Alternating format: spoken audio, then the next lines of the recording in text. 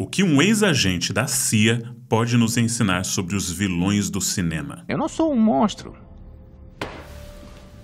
Eu só estou na vanguarda. Existem vilões de todos os tipos, psicopatas, gananciosos, cruéis, oportunistas, ideológicos. Mas existe um tipo de vilão que sempre chama minha atenção: o vilão religioso. Ele está presente na literatura, em muitos livros de Stephen King, não sei exatamente porquê, nos filmes e nas séries. Tradicionalmente, na literatura e no cinema, os religiosos eram percebidos como sendo os mocinhos. Mas, aos poucos, essa noção foi mudando ao se ter uma percepção mais negativa com relação à religiosidade, e também os religiosos passaram a ser mais retratados de forma caricata, como a gente viu muitas vezes nas novelas brasileiras, até que finalmente se tornaram os grandes vilões. Mas por quê?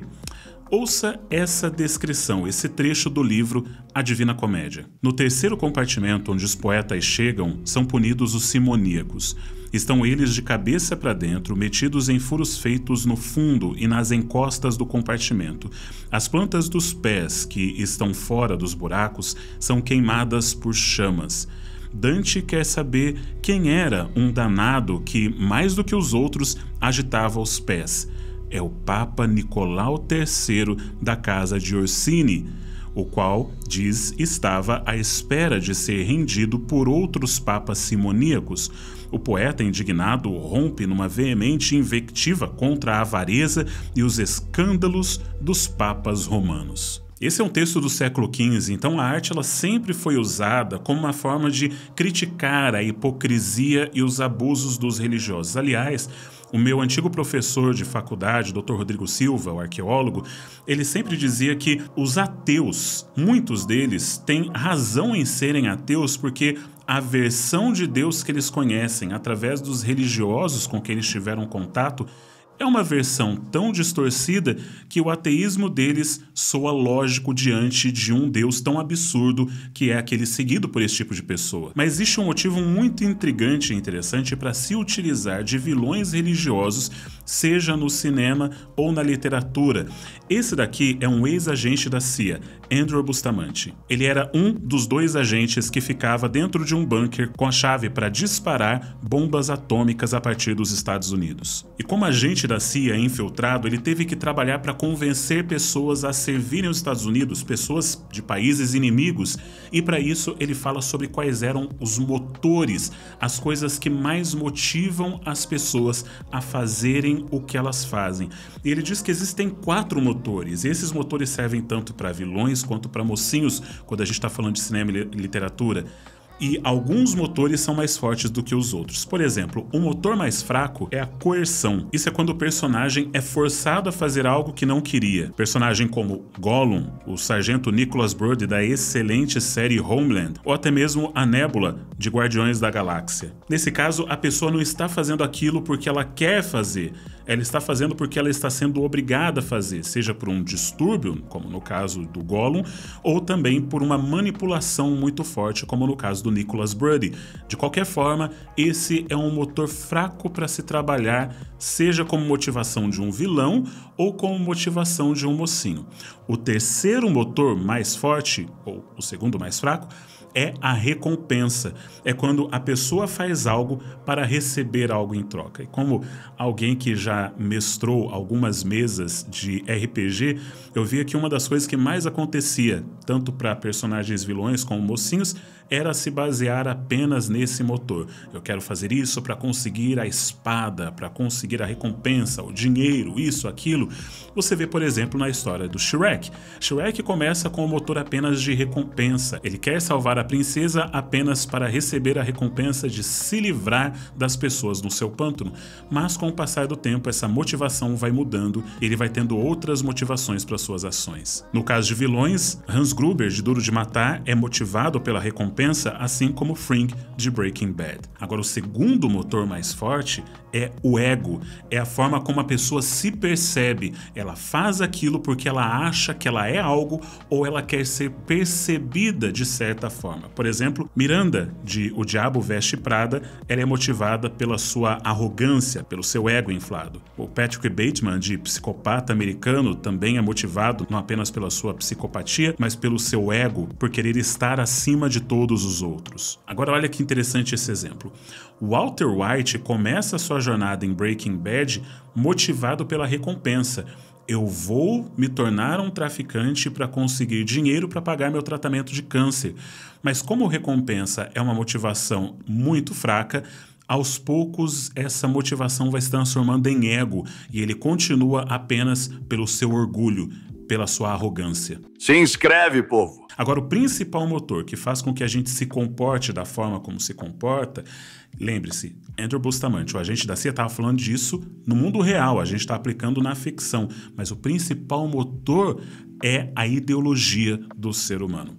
E ideologia é algo difícil pra caramba de se definir. A gente pode voltar do ponto de vista histórico com a Revolução Francesa, mas aqui eu quero ficar numa definição mais ampla, de ideologia sendo os ideais, a ideia, aquilo que você acredita ser o certo e acredita ser o errado, como sendo aquilo que motiva você a se comportar de determinada forma. Por exemplo, Eamon Guth, da lista de Schindler, ele é claramente motivado pela sua ideologia fascista para ser o vilão que ele é. Ra's al Ghul, de Batman Begins, ele é motivado pela sua misantropia, sua visão negativa com relação à humanidade. Já no caso de Magneto, a sua ideologia é o separatismo, a superioridade mutante com relação ao resto dos humanos. Já a ideologia de Thanos da Marvel é o malthusianismo. Ela foi postulada por Thomas Robert Malthus, um clérigo anglicano britânico iluminista que dizia que a população cresce mais rápido que os recursos disponíveis,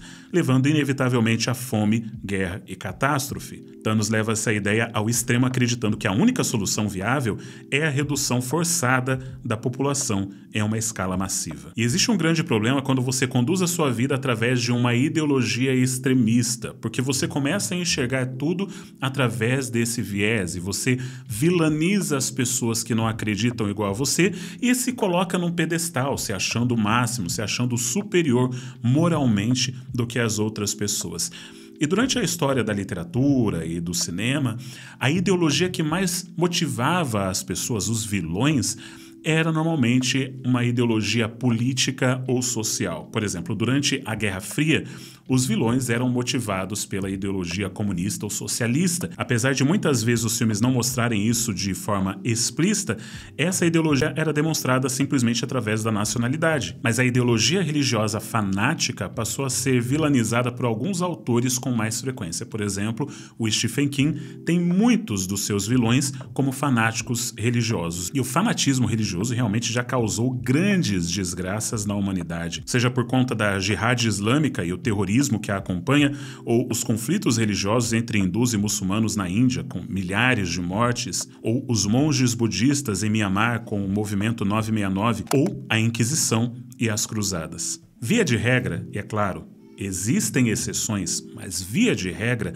esse vilão na ficção religioso, ele não é um ataque à religião em si, mas a uma distorção daquilo que é a religião correta, daquilo que seria a interpretação mais adequada da Bíblia ou dos escritos sagrados. E existem 3 tipos de vilões religiosos. O primeiro é o hipócrita.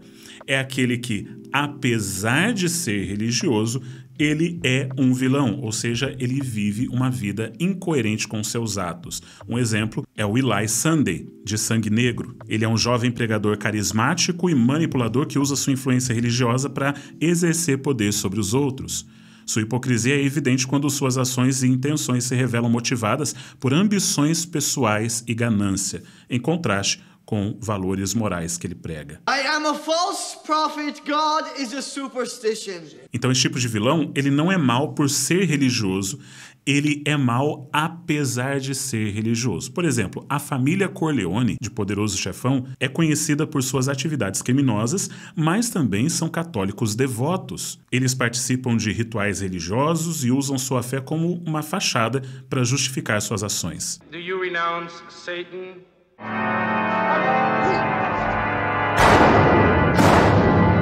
do renounce him. Você também tem o exemplo dos donos de escravos em 12 anos de escravidão, personagens como o Edwin Epps, que se apresentam como cristãos devotos, mas as suas práticas brutais de escravidão contradizem completamente os ensinamentos de amor e compaixão do cristianismo. That's scripture. O segundo tipo de vilão religioso é o extremista. Ele é mau porque é religioso, ou seja, o seu extremismo religioso, sua crença extremista faz com que ele tenha comportamento cruel. Ele vilaniza, ele desumaniza qualquer pessoa que não creia da mesma forma como ele, e isso facilita com que ele tenha atos cruéis contra essa pessoa. Por exemplo, Melisandre de Game of Thrones é claramente uma extremista, sacerdotisa do Senhor da Luz, obcecada por suas visões e crenças, justificando sacrifícios humanos e atos de extrema crueldade em nome de sua fé. Isso tudo sob a justificativa de um bem maior, o que destaca a face perigosa do extremismo religioso. A mãe de Carrie White, do filme Carrie, de Stephen King, é uma mulher fanática religiosa. Ela acredita que quase todas as formas de comportamento natural são pecaminosas, e com isso ela reprime sua filha e acaba causando muito mais mal. A violência de Carrie no final do filme é uma resposta direta ao fanatismo religioso de sua mãe, mostrando como que a repressão extremista pode gerar resultados devastadores. E no filme Nevoeiro você tem a Senhora Carmo, de uma das personagens que eu mais odeio na história do cinema. Também escrito por Stephen King, ela é uma fanática religiosa que vê a neblina e os monstros como punição divina e incita os outros a cometerem atos violentos em nome de Deus. That I am his vessel. No filme Apocalipto, você tem os líderes religiosos maias realizando sacrifícios humanos como parte de seus rituais para apaziguar os deuses. Extremistas são pessoas que têm uma visão completamente distorcida e exagerada da religião. Em histórias assim é sempre legal colocar um contraste de uma pessoa com uma visão mais equilibrada para mostrar justamente o absurdo da visão daquela pessoa extremista. Mas existe um terceiro tipo de vilão religioso, que é o manipulador. Este tipo de vilão, ele não é mau porque é religioso, ele é simplesmente mau e finge ser religioso para usar a religião como fachada para poder cometer seus atos cruéis. É o que acontece com Boyd Crowder, da série Justified, que usa a religião como uma fachada para suas atividades criminosas, pregando e liderando uma congregação enquanto secretamente se envolve no tráfico de drogas e outras atividades ilícitas. Na série Dexter, você tem um assassino Trinity, que é o Arthur Mitchell. Ele usa sua fachada de homem de família devoto e líder comunitário para ocultar sua vida dupla como serial killer. Se esconder através da fachada da religiosidade distancia as pessoas de imaginarem quão ruim é aquela pessoa. E você também tem na série The Boys o Homelander. Ele se apresenta como o herói patriótico, defensor de valores americanos, frequentemente se associando a símbolos religiosos e nacionais, mas na verdade é só um narcisista sádico idiota usando sua imagem para manipular o público e cometer atrocidades. The righteous shall rejoice when he sees the vengeance. É claro que também existem heróis religiosos, por exemplo, você tem o Matt Murdock, que é o Demolidor. Sua fé católica é uma parte central da sua vida, influenciando suas decisões e até mesmo sua luta contra o mal. E você tem o padre Sebastião Rodrigues do filme Silêncio de Scorsese. Aliás, um dos filmes mais bonitos de Scorsese. No filme O Protetor, a religiosidade de Robin McCall ela é implícita, mas ao longo dos 3 filmes você consegue perceber vários indícios, pistas de que esse é um homem profundamente religioso. Aliás, eu fiz um vídeo aqui no canal falando sobre ele, que é um dos melhores heróis dos últimos tempos. Vou deixar o link aqui no card. E acho que é só isso. Sinceramente, nas minhas pesquisas não consegui encontrar nenhum outro personagem recente que seja religioso e mocinho. Achei vários que são religiosos e vilões, mas religioso e mocinho é uma coisa que está em falta. Bom, eu fiz um vídeo onde eu falo sobre a morte do herói tradicional e pode ser que tenha alguma coisa relacionada com isso. Dá uma conferida nesse vídeo aqui. Um forte abraço e arrivederci.